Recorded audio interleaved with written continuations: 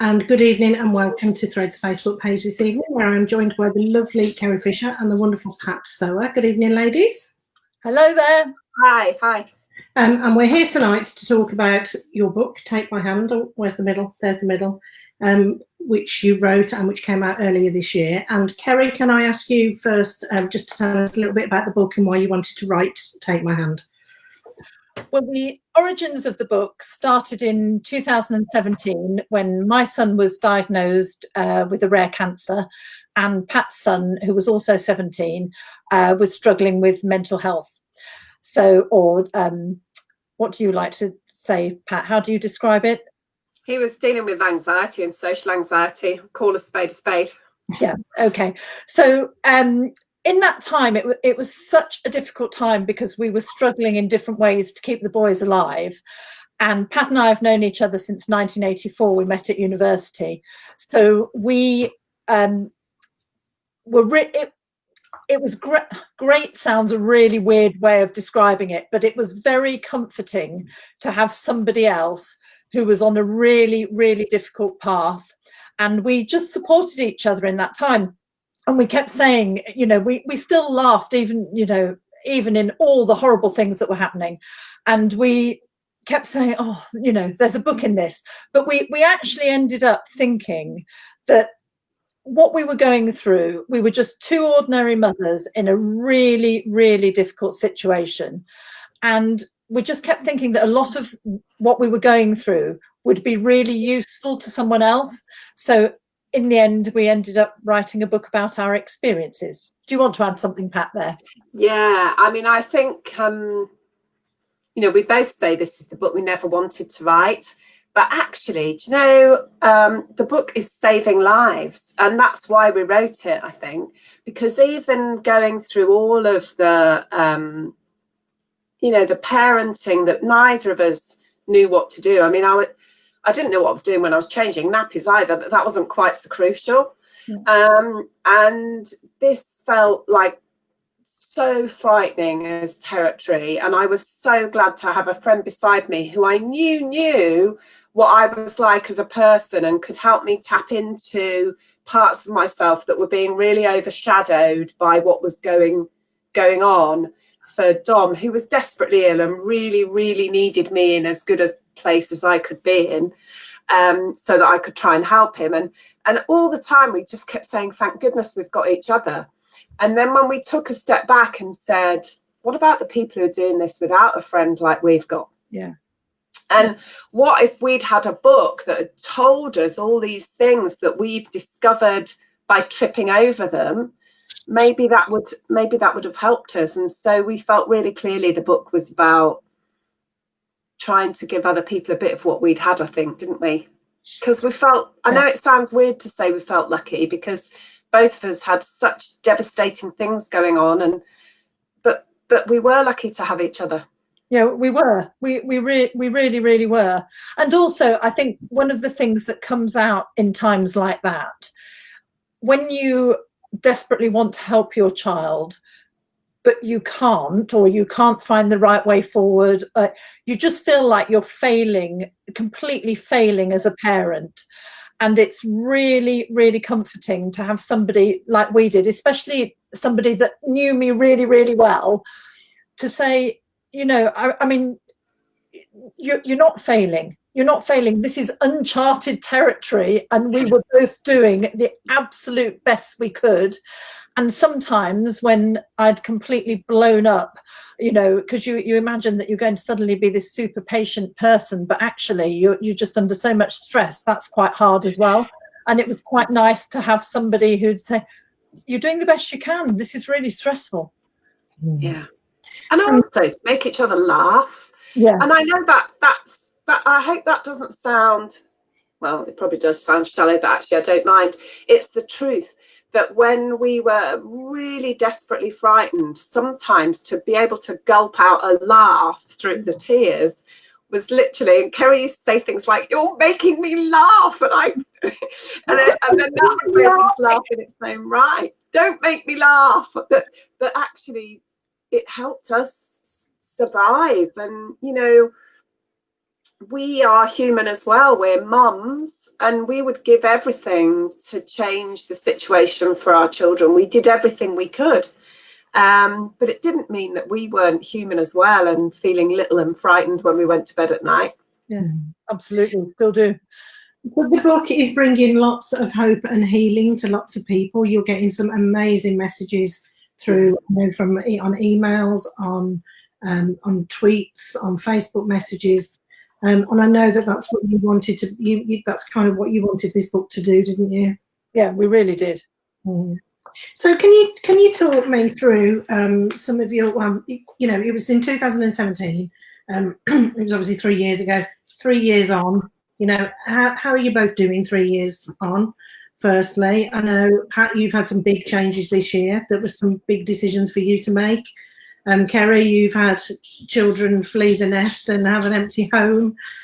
So, how are you doing from that side of things? If I'm Shall I go first this time? Yeah. So I have knowing this Facebook Live was coming up was really interesting because it's made me look back over time, and I've actually gone back and read bits of the book again. And it's really interesting to remind myself. And I don't think, I say in the book, I don't think time heals, but I think we heal as time passes. We get a different perspective. And I still carried on with me every day, but the rawness of those feelings 3 years ago has changed. I heard somebody describe it today. I was at a suicide bereavement online conference today, and I heard somebody describe it as being that it's like an explosion, a million shards of glass is the line I use in the book. But they added a section which I thought explained it brilliantly. Some of those shards are enormous and they drop out very quickly and leave a gaping hole. And others are tiny splinters and they go in very, very deep. And it takes an awfully long time for those things to work to the surface.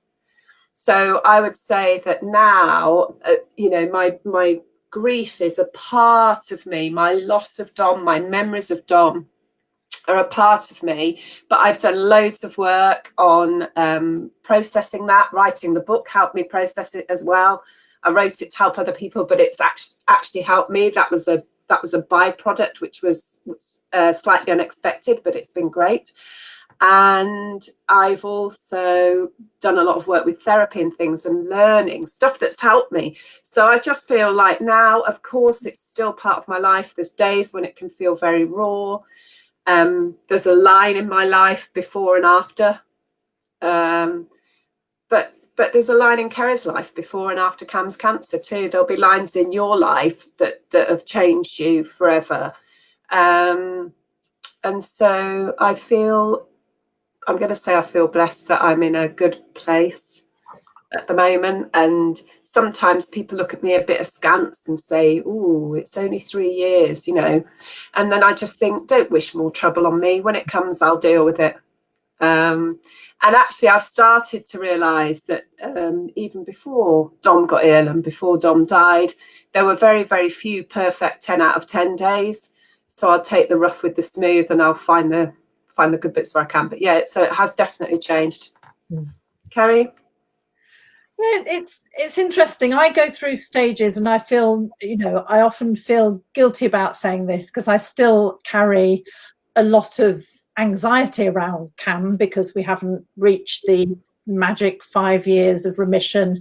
But probably like Pat, it's not as raw. I don't think about it every day anymore. Whereas in the beginning, I still do it and drive him mad with, if he says, "Oh, I feel a bit rough today," immediately, it doesn't take very long for me to get from 0 to 60 of fear and worry. What I find, because I'm not worrying about it all the time, and it's not so much part of my everyday life, when it comes up, it does tend to sweep me with a force because I'm no longer braced for it. So, stupid things like tomorrow I've got to see a dermatologist and I'm dreading going because I know at some point in that consultation I'll have to say my son had cancer, and I get myself in a state about having to say that out loud anymore. So I have to email beforehand and say, this is what's happened in my life, la, la, la, because it's just easier to get it out there before I have to say it face to face. And I don't know whether that makes sense, but I often find in my own health appointments that because I suddenly have to refer back to Cammy being ill, that it sweeps me off my feet and makes me burst into tears, and then makes me feel like this foolish woman who hasn't got a grip, and my son's alive and I should be so grateful. But, you know, I don't know. I suppose what I'm trying to say is I still have days where it frightens me with the intensity of feeling. But mainly, of course, I'm very grateful. But I don't know whether the worry about him will ever go. I mean, I don't know whether it's ridiculous. I mean, even people whose kids haven't had cancer worry about them all the time. So I think it's probably ridiculous to hope that that will ever go. But it has eased, like, you know, like Pat, it's not as intense. I think we've both had that point about parents always worry about their children is quite important, because I think we've both kind of forgotten that. I think we've sort of seen every other parent skipping around in a meadow of perfect family happiness. Yeah, that's true. Yeah. But I don't know about Kerry, but my my frame of reference for reacting to how Greg is, my other son, has definitely shifted. So a bit like Kerry said, with that 0 to 60 worry, I have to check with other people now whether I'm being normal worried or whether I'm being over worried, because I've lost my own sense of where that yardstick is. And that's really interesting. Sorry. I also think I've lost a bit of trust in my judgment as well. That, I mean, if I'm absolutely honest, I wouldn't have taken Cammy to get medical treatment when he did if it hadn't been for my husband, who was far more on it and far more worried about this cough that wouldn't go away. And I've always been just get on with it, have some cowpole, go to school, you know. And now I don't really trust myself as much anymore, because I think when it really mattered, I did not have my eye on the ball, you know. And so it's harder to feel that I know what I'm doing anymore. Can we talk a little about one of the things I wanted to ask, and I think I mentioned it to you in an email today, Pat, particularly, is how do people talk to people who have lost someone? Because I know I fire off emails, and then, but when they're an email to you, I kind of read it and I double read it and I read it again, and I'm like, I just want to make sure that I don't say anything, you know, because just to start with, you generally send people an email and go, hi, how are you? You know, hope you're okay. And you kind of feel like, well, are you okay? Is that the right question to ask? And you do kind of, you worry as to how to talk to people. So how would you kind of advise people to talk to you when you're going through situations like that? Yeah, I think it's really hard. It's going to vary by individual, but I can tell you what's best for me. And actually, I smiled so much when I saw your email, because I thought, crikey, if we could bottle a bit of Kim's care, we'd be laughing, because I don't think most people think about it much at all. And really, a bit of thoughtfulness goes an awful long way. So perhaps when you first meet somebody, like people who meet me for the first time now won't know any of that history necessarily. And depending on the context, I may or may not raise it. We don't all go out with a full CV of our personal life and history every time we go out, do we? Would never get anywhere. But so one of the things that I find most helpful is if people just ask me straight out, like you did, what's most helpful? Do you prefer to talk about Dom or not talk about Dom? And then when they say that, I'll actually say, well, actually, most of the time I love talking about Dom, just like I would Greg. You know, I'm a mum. I like talking about my children. We all do. But sometimes I might not be in the right place to do that. So if I don't want to answer it, I won't. And please don't be offended.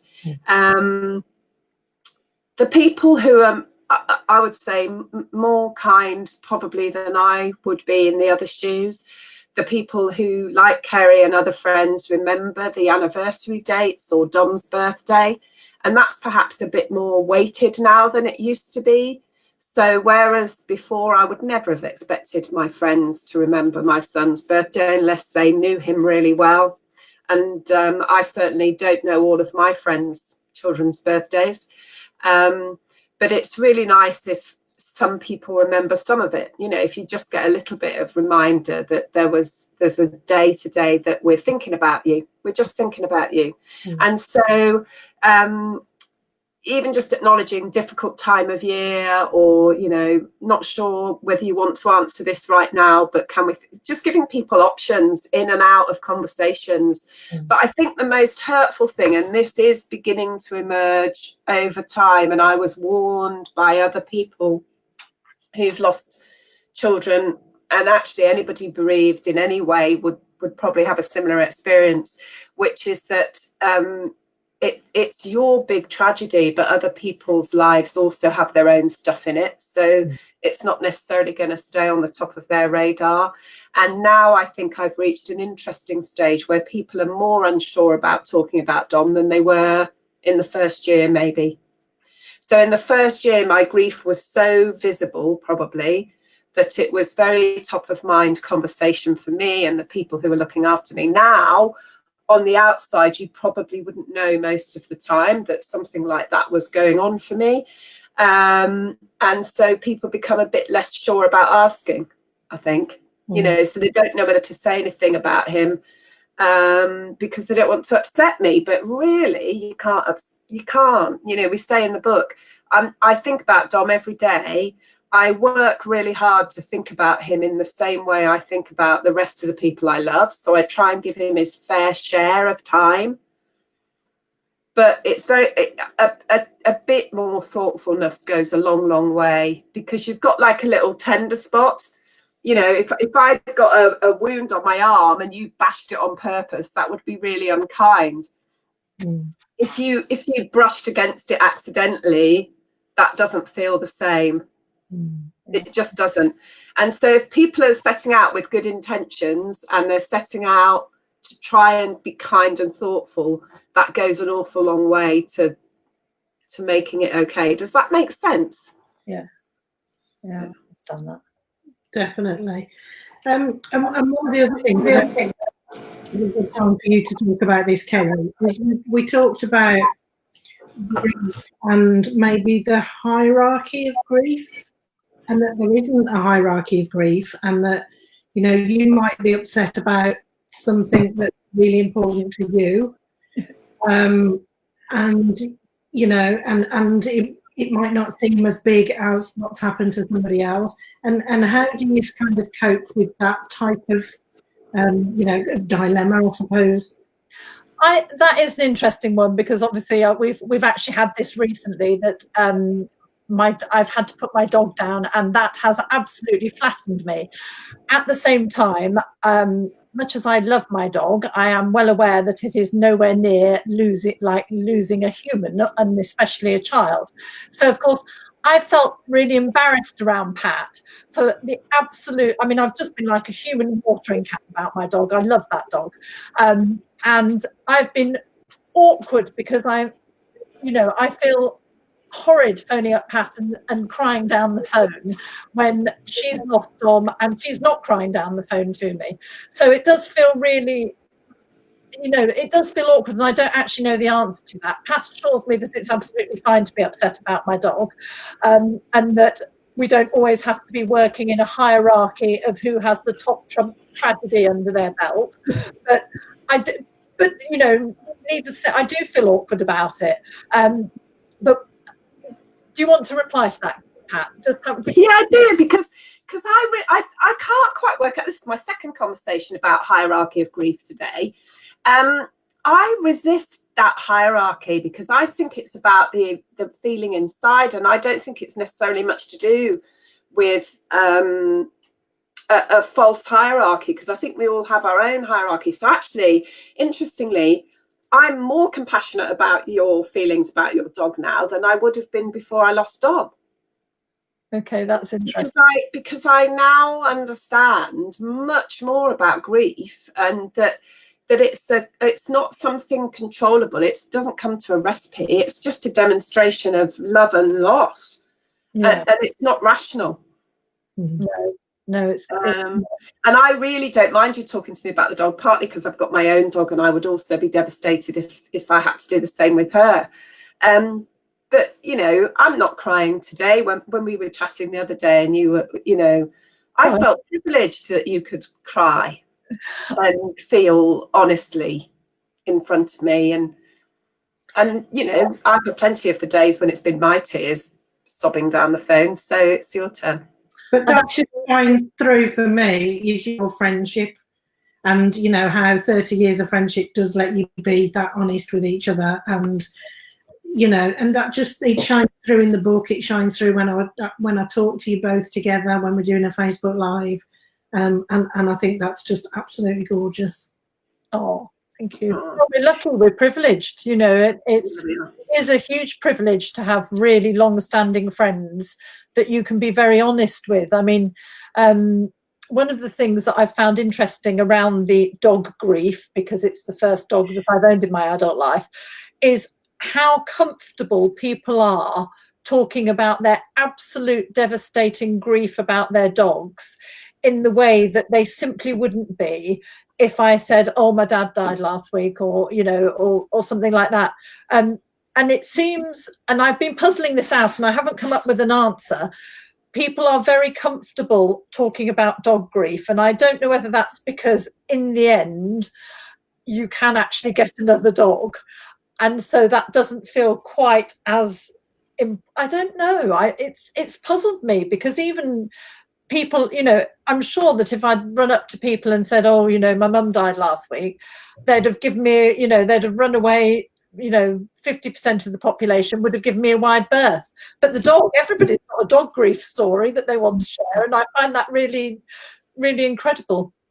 But I think that's because we find it really frightening talking about big subjects, and losing people we love for all of us is a really frightening or saddening or, you know, some unpleasant thought at its very minimum. And, you know, we, in our society in particular, I think we bottle up a lot of the big emotions. And so we're happily talk about the dog, but when it comes down to really big stuff, we tend to find it harder to share. And, you know, Kim, coming back to that friendship thing, that's why Kerry and I were so lucky when we were facing those massive parenting issues. I was terrified. I love my son. I wanted to keep him alive. I didn't know how. I did everything I could. Felt a lot of responsibility without having an outlet in public to share that. And most people would have been extremely uncomfortable with me sharing that kind of level of private life stuff that was going on. But Kerry was there, and you know, we were able to share it with each other. Now, since we've talked, and we've seen so many people respond to the book to us in emails and messages saying, oh, thank you so much. This has made me realize I'm not the only one, or I'm not crazy, or, you know, that these feelings are real. And the more I talk openly like this, the more real conversations I have with people, the more I realize that there's very few people in this world that aren't grappling with something they find really difficult. What do you think, Fish? Yeah, no, I completely agree with that. And one of the things that I've come to understand in those sort of, it's in the box of life lessons you never really wanted to learn, but now you have, it's quite useful, is that I've had two people recently who've lost people close to them, and they've wanted to talk in very explicit detail about what that process involved for them. And I really understand that, because I think people generally, people in general shy away from hearing the detail of people's grief. But actually, I think sometimes things can be extremely traumatic. And you were very kind to me early on, Pat, because I was telling everybody about my son having cancer, and it just seemed to be the thing that came burbling out my mouth wherever I was, strangers, random people on buses, you know, standing in a queue at the supermarket. I couldn't seem to keep it in. And obviously sometimes I would happen on somebody who'd be helpful, and sometimes I'd happen on somebody who was like, oh, I'm backing away, you know. But the thing that Pat said to me that was very helpful is we process our stories by telling them over and over again until they make sense to us. And twice recently, I have listened to some quite explicit detail that before I may have found, I would have been thinking, I don't know whether this is helpful for them, but I understand now that being allowed to talk about things that you've found very distressing to somebody who is not scared to hear it is very helpful. And I think that would be my top thing to say to people is, you might feel uncomfortable with the level of detail or knowing these things, or even the other person's distress, but actually it can be really helpful for them to get it all out there and start to find their way through it. Yeah, agreed. Definitely. So can you talk me through some of the coping strategies that you've used, particularly in the beginning, and how, or if they have changed at all over the years? And you know, there's a lot of people out there at the moment that are sort of, you know, we're going through times where there are people. A friend of mine today was saying that she's gone back to hospital for a checkup on her cancer, and she's and they've said that a little bit of it is come back again, and she's got to go and have some treatment. But because of the situation at the moment, they're going to try and sort of do some work in the meantime, and then she's got to go back in 4 months' time and see how it is. That, you know, that's traumatic in itself. The fact that people can't get the treatment that they want at the moment, and there are people that are losing people left right through COVID.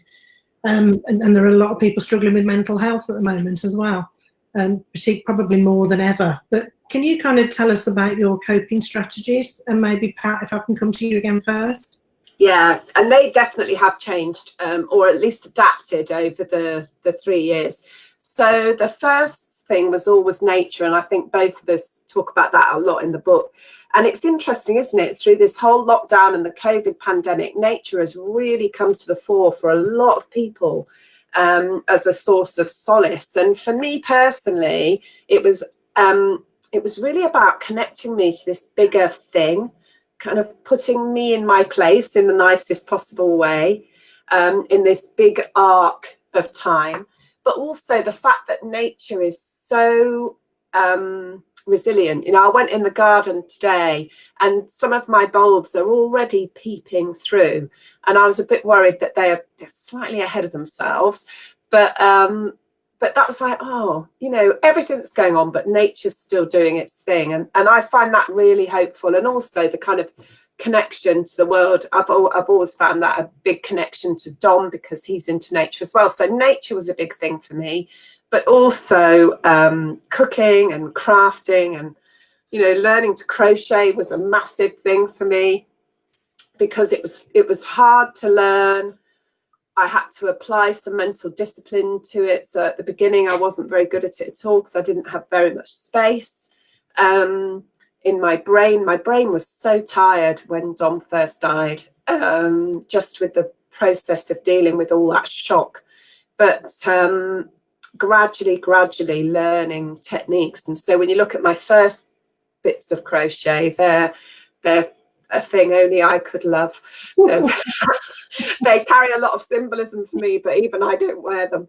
And but now I'm creating, you know, beautiful technical things, and so I can see that I've got more brain capacity on that. But I've got like a spectrum of stuff, much wider list of stuff that I draw on for coping strategies now.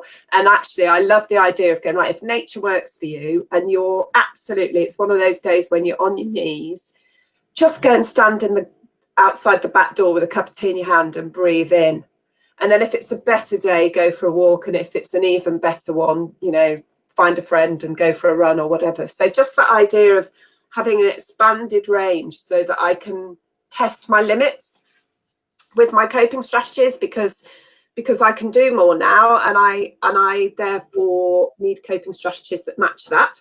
But I'm much more disciplined. And when lockdown happened, I wasn't very fazed by it. I think, having been through a big catastrophe before, I knew what I needed to do was pull in my horizon, and I just pulled it in to the point where I felt like I'd got some control of it.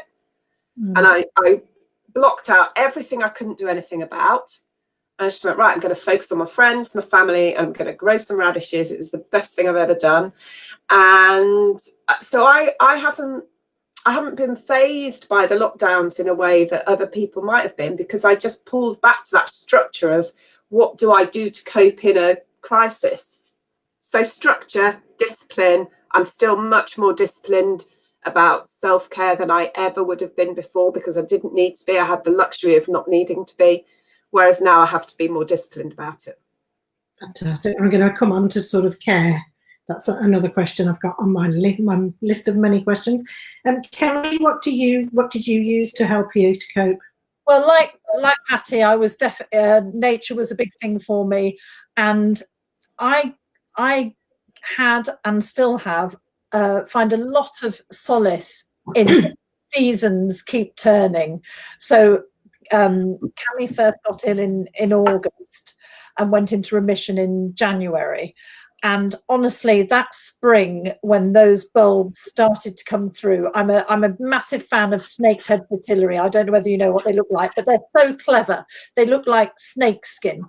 And literally, I'd go out and stand over them, and I'd be like, thank you for coming through, because I just felt so grateful to see. They were like shoots of hope, if that makes sense. I know it sounds really dramatic, and I still feel like that every spring. You know, as soon as the first little tips, as Pat say, you know, start pushing through, I think, great, the world is still turning. And I often look at the bulbs coming through and think, good times are coming again. And so I really, you know, nature's a big thing for me.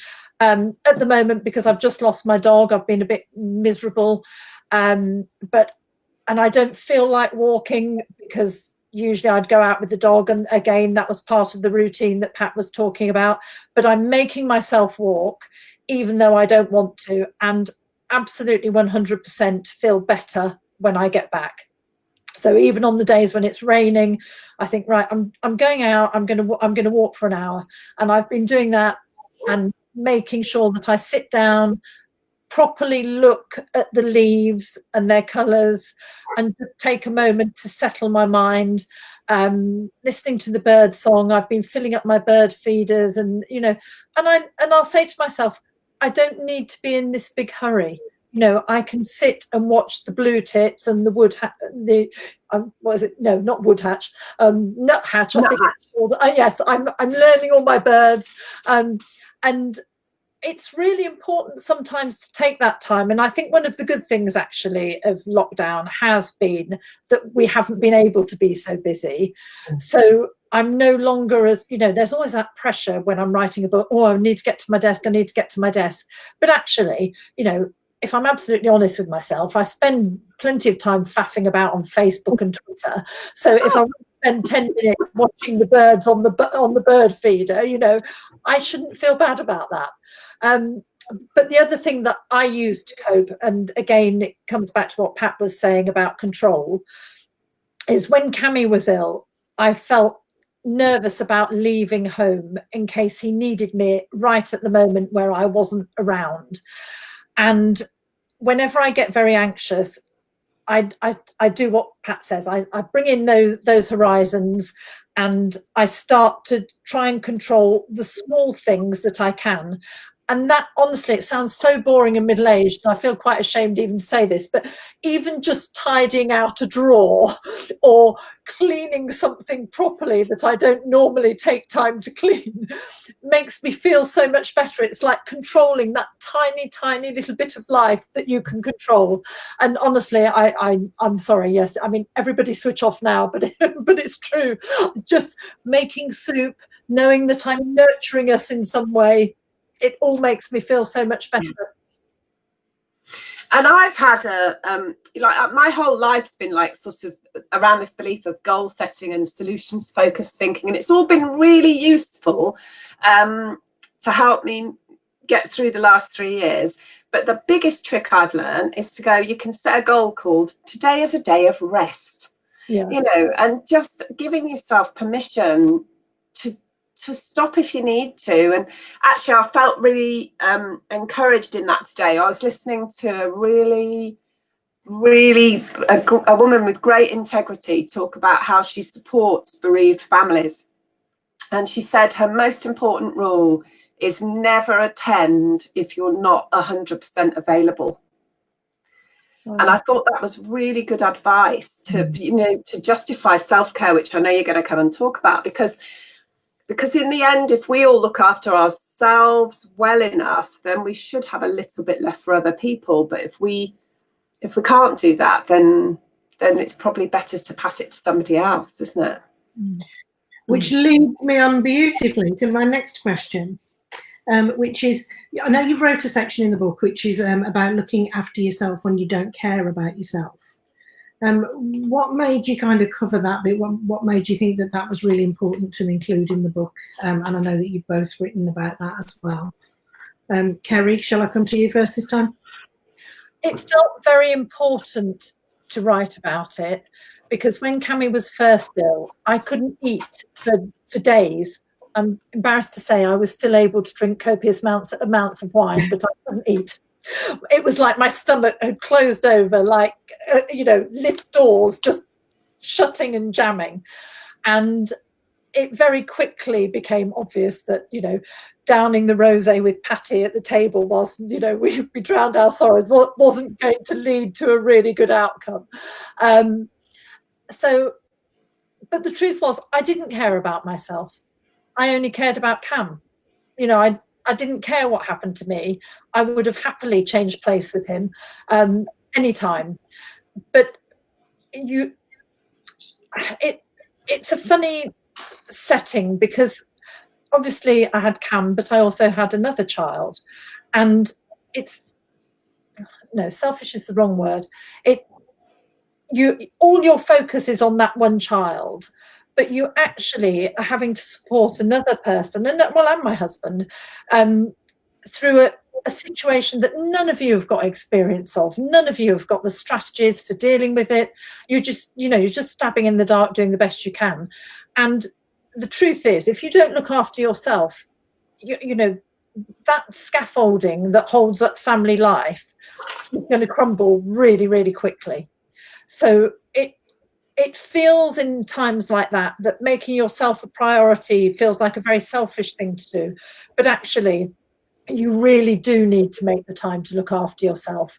And that includes taking time to eat well, taking time to rest, because the shock of, for me, cancer diagnosis, it has a physical impact in how it makes you feel tired. And at times like that, you feel that you need to keep going, that you should be doing something, you should be. But actually, you really need to sit down and have a good rest in a way that you probably have never rested before, because it's exhausting. That level of running on adrenaline, it is very, very tiring, and you do need to look after yourself. Patty? Yeah, I agree with that. That part of the reason we wrote about it in the book because we both said as mothers, I think we say it, you wouldn't look after yourself before your child. You just wouldn't. And so we were kind of giving advice we knew we wouldn't follow ourselves. And I think the only way to make yourself do that is to think through the implications, the consequences of not looking after yourself, until you get to the point where you realise, if I don't look after myself, it won't work out for my child either. Yeah. Because when your children are ill, I think it would be extremely difficult to put your own need ahead of theirs, but it does mean that you run the risk of spiralling. And then there's another kind of looking after yourself when you don't care, which I think both of us have been through a bit of, and I've definitely been through, is that when Dom first died and I was deep in that early grief, I was really incapable of raising my emotional energy to a point where I felt like I deserved to care for myself, probably to do with a bit of guilt about what more I could or should have done. So it took me a long time to work through and realize I did my best. And if I went back now and knew nothing more than I knew then, I still think I'd do the same things. It's only because I now know more that I do different things. But a bit of that guilt stopped me helping myself in a really complicated way. And so I think that sort of self-care when you're emotionally distressed, whether it's bereavement or mental illness, or whether it's trauma or shock, or the aftermath of shock like Kerry was dealing with, I think it can actually be really hard to help yourself. And so really for me, the things that worked at that point were some tricks that I played on myself, you know, so things like counting back. If I didn't want to get out of bed, that counting backwards, so 3, 2, 1, get up, rather than counting upwards, because you can keep counting upwards for a really long time, but it's much harder to count into negative numbers. So like 3, 2, 1, get up, and then just make myself get out of bed and take it from there, really small steps. And the other trick I played with myself was to write to-do lists after I'd done them. Yeah. So if I wasn't sure what I could do in a day, but I'd managed to get up after counting down from 3, clean my teeth and have a shower, that went on the list as things that I'd achieved. Yeah. And that is it was a trick to my brain, because I'd never set that beforehand. But then gradually your brain starts to think, oh yeah, I did a thing. Maybe I can do one more thing now. Maybe I can speak to somebody. Maybe I can, get a load of washing on, or whatever it is, and just gradually build up tiny steps so that it gets easier to look after yourself a bit. But one of the things Kerry and I have chatted about a lot this week is that both of us find it hard to speak to friends who we know will make us feel better when we're feeling really low, or wobbly. For quite complicated reasons, I'm sure you'll add to them, Kerry, but I think we were thinking like that kind of self-care of having a conversation with a friend.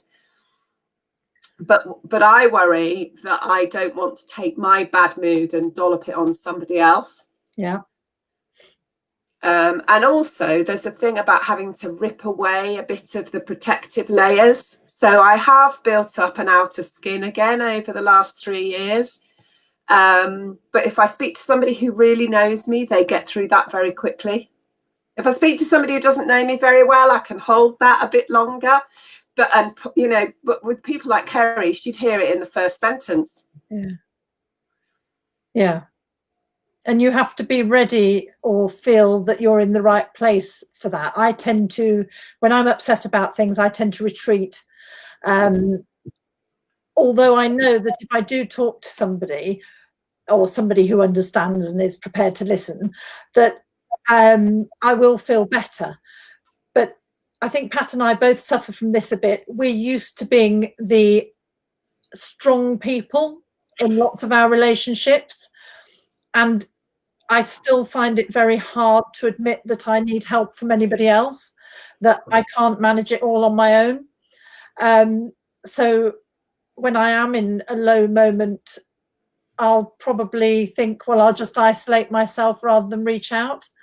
So it is helpful if people keep trying and don't take it personally. And it's hard because in the past I would have been the person to think, oh, they don't want to have anything to do with me, I'll leave them to it. But actually it's helpful when people say, you might not want to respond to this today, but when you feel up to it, would you like to blah blah, and then come back and say, how about next Thursday? Because otherwise you never feel that you're in that stage where you're up to doing something. But if somebody pins you to a date, usually you can do it. Yeah. And it's much harder. But funny enough, it's very hard to imagine forward, Kim, how you're going to feel that next week. So you don't book it in. So when they say, oh, tell me if you fancy a dog walk, or a walk. See, I can't even talk about the dog in front of Kerry now. It's going to. I didn't flinch at that. I'm getting no, good. No, we're talking it through. But so you don't commit to it because you're not sure how you're going to feel. Whereas actually, if a friend says, "Let's make it Thursday," and then checks with you and says, "Right, we're going for a walk today. You're still up for it? Don't worry if you're feeling sad. Don't worry if you're feeling sad. Don't worry if you're feeling happy." Both of those things are fine. And I think that's definitely something I've had to get more used to because I've really needed to borrow a bit of other people's lighter energy occasionally. Yeah. And just get used to the fact that my friends will still be friends even if I'm not always happy. That's a really interesting point, and I've written down here actually. You know, how do you get joy, or can you get joy from other people? Definitely. Feeling like. I mean, there's some really interesting stuff that I've learned since. Actually, one of the things I love about our book is that Kerry and I still have to go and read it to remind ourselves about some of the strategies and advice. But one of the things I've learned that I find really interesting is that it's called laughter yoga. And if you make yourself go through the physical process of laughing, even if it's not at something funny, ha, ha, ha, ha, ha, your brain actually picks up a little bit. And so you can definitely gain joy. You can borrow a bit of joy from I think. And I hope I'm now back at a place where I can also give some of it out. But I've definitely been through phases where I haven't had any to give out, and I've needed other people to lighten me, to manage to make me laugh. This laughter is a proper great healer, isn't it?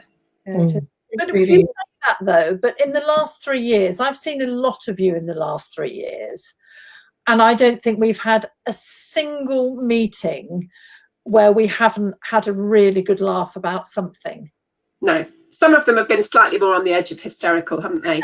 But we have always laughed, and I think we've always cried, and we've always covered real territory. You know, we haven't dodged it. But I think one of the interesting things about this conversation, Kim, is that because we've stayed close, Kerry and I can dip in and out very easily of a very serious moment. Yeah. And then 2 minutes later, we'll be chatting about the fact that she's just made soup and it's got a bit too much coriander in it. Yeah. And then 5 minutes later, we might be back in something serious again. So we go in and out. So, you know, when you talk to me about how do you talk about Don, I flow him in and out of the conversation just like I would anything else, as much as I can. Yeah. And, you know, and again, one of the other things is, you know, you want people to talk about Dom, don't you? You don't want people to forget, you know, that Dom existed, because Dom is still a huge part of your life and always will be. And, you know, I presume, I know, you know, I don't have my parents anymore. It's not, you know, again, it's not the same, but it's how we feel. You don't want people to forget that person existed. No, of course you don't. And you know, you want a space to talk about them. And also I want people to understand that actually Dom was much, much more than the way he died. And I talk about him really as a way of saying, please understand that mental illness can happen to anybody, and we have to get better at treating it. And we need to educate people so that we can keep other young people, other adults safe, you know. And so for me, part of talking about Dom is to get people to realise, yeah, you could list him by the things that had gone wrong in his life. You could list him by his irritating habits. You could list him by, you know, the stupid risk-taking behaviours he got involved in when he was a teenager. But actually what you had was a pretty typical lad who needed some specialist treatment because he was ill. Yeah. And so, you know, when I look at his friends now who still talk about him and still love him and still miss him, they're the people in my sights, because they're the people who I want to know that there is support, and there's different ways of dealing with things than just hiding from it and hoping for the best. And how would you recommend that people sort of understand mental health better? I know you're doing loads of work, Pat, with various organisations and talking to lots of people. And obviously, Kerry, you know, you've got Cam's side of things, you know, and how he coped, because it must have been, you know, an incredible thing for him to have to go through at such a young age as well. You know, where should people go if they're having problems and they feel that they need some help? Can you sort of guide people what to do next? So the first thing I would say, I mean, I'm a tiny cog in a big thing, because we have a national attitude change that we need to have around mental health. It's all proper health. It's all real illness. And it needs to be absolutely as normal to go and talk to your GP about your mental health as it is about physical health. And one of the unexpected upsides of the COVID pandemic is that mental health has come up the agenda for a lot of people who maybe never thought about it before, and because they haven't had to. Whereas now there are a lot of people dealing with mental health conditions in a way that they perhaps wouldn't have understood before. So I've seen loads more stuff from the NHS talking about go and talk to your GP about your mental health. That's got to be a good thing. And then the second thing I'd always advise people, having learned the very hardest of ways, is to go and find out knowledge. And there's loads and loads of charities, Papyrus, Samaritans, Mind. Saw a great thing today called the Hub of Hope, which is a one-stop shop for access to all the services by region in England, set up by a incredible young man who'd had a suicide attempt earlier in his life and was determined to make it easier for people to get hold of information at source. So that's brilliant, the Hub of Hope. But really just having conversations, encouraging people to say, don't be embarrassed. You know, it'd be embarrassing if you had to go to the GP and say you thought you'd got piles.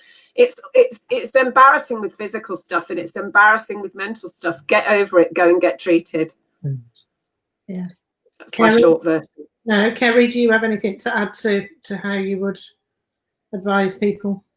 I think so. I'm obviously in a different position, but what I think is hard when people go into remission, so Cam was still only 17, is that he'd had all this we had amazing treatment. I could not fault the Marsden where he was treated for the treatment that he had. They were absolutely brilliant. Afterwards, obviously, their focus is on the people who still need the physical treatment, who still need the chemo and all the rest of it. And, you know, and rightly so. But we went from going to the Marsden maybe 2 or 3 times a week to not going at all, not having anybody well, we still had the CNS, so if we had worries, we could still email. But really, it felt like we were all completely shell-shocked afterwards. I'd been fairly strong all the way through treatment, but collapsed in a total heap as soon as he went into remission. And we had no idea how to cope as a family. You know, it was just like we were sitting in the rubble of life, and we didn't really know how to say to Cam, you know, okay, you've got a second chance at life. You know, that's a big pressure for a 17-year-old to suddenly think, oh, my life, I've got, you know, the onus is on me to really do brilliantly in my A-levels, you know, it's his final year at school, to make something of my life because, you know, I've got this second chance. And really, when I look back on it, I wish that we'd just all taken a moment and not tried to get back to our old lives. You know, they were gone, really. And I wish that we'd really thought, okay, let's just be calm for a minute. We don't have to run to get back to where we were, because there's this sense that you want to forget all that. You want to forget it ever happened, and you want to get back to being those people. And actually, I think that was really silly. You know, we went off to Canada for a holiday, our big celebration holiday. Cammy was ill on the holiday. It was so stressful. I couldn't wait to get home. You know, and I wish we'd just said, right, we're just going to sit at home for 6 months.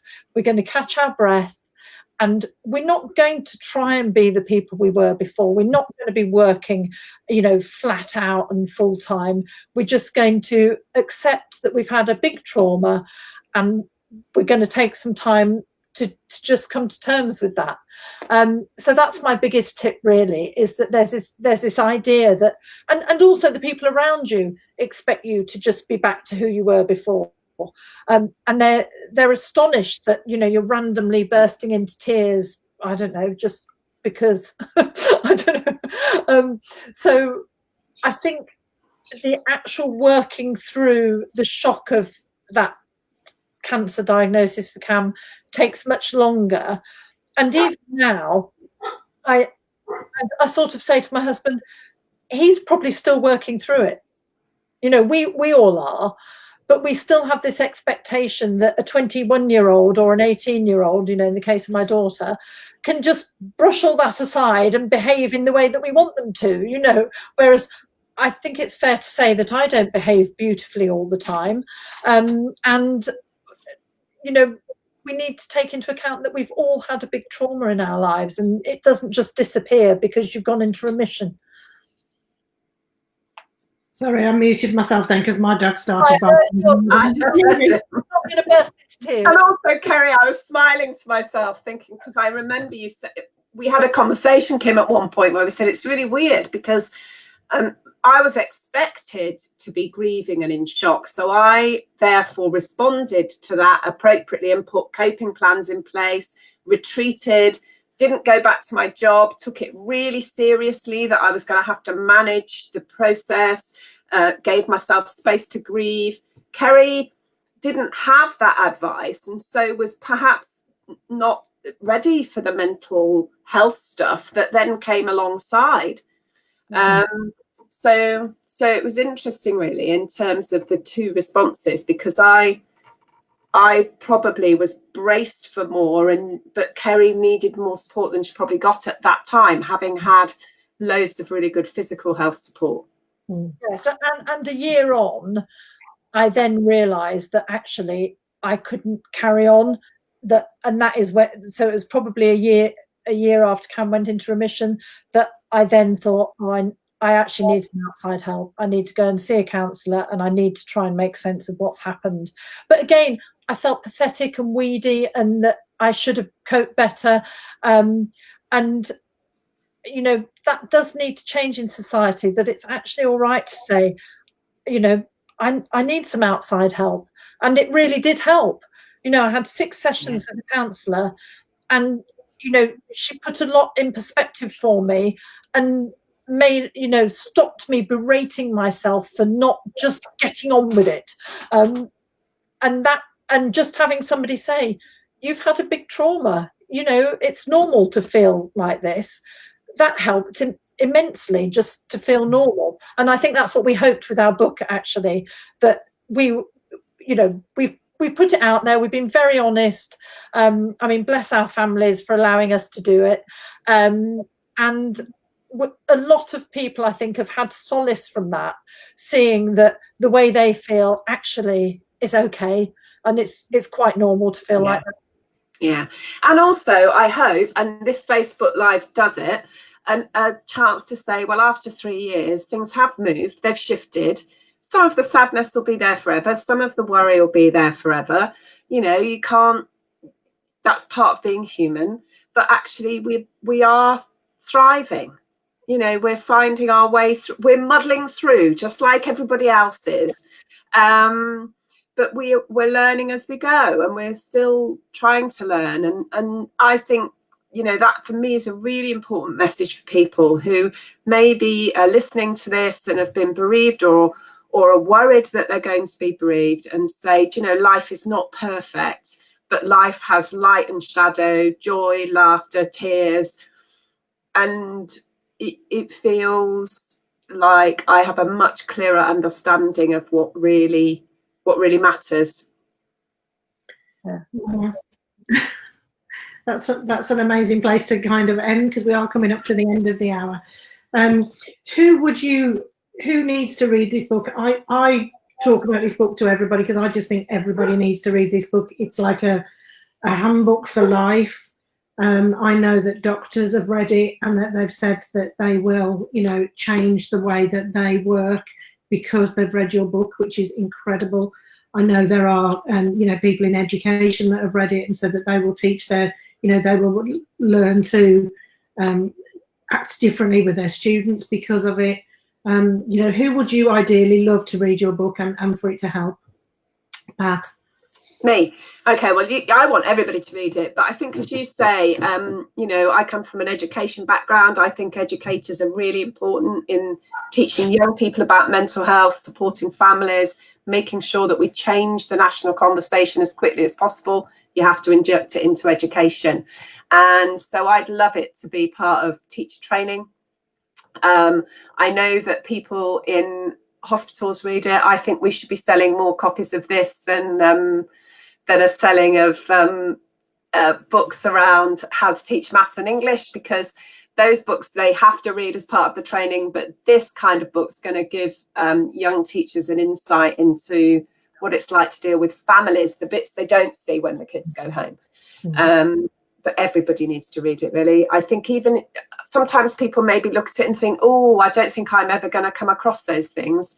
I am yet to find anybody who hasn't come across it, either as a friend of somebody who's got children dealing with physical or mental health, or as family, or as somebody who's directly involved. What about you, Fish? So for me, I think a big part of writing the book for me was to say to parents, but mums in particular, that there's so much guilt surrounding motherhood anyway, even leaving aside physical illness or mental health. You always feel like you're not doing enough. Your child doesn't learn to read enough, doesn't eat flipping broccoli or whatever. There's just so much guilt around it.